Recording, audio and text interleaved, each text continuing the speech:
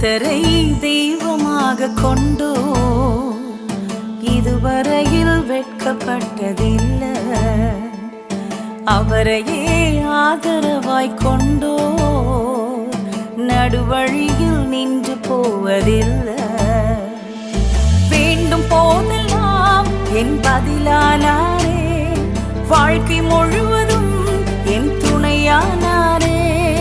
ஜெபிக்கும் போதெல்லாம் என் பதிலானாரே, வாழ்க்கை முழுவதும் என் துணையானாரே.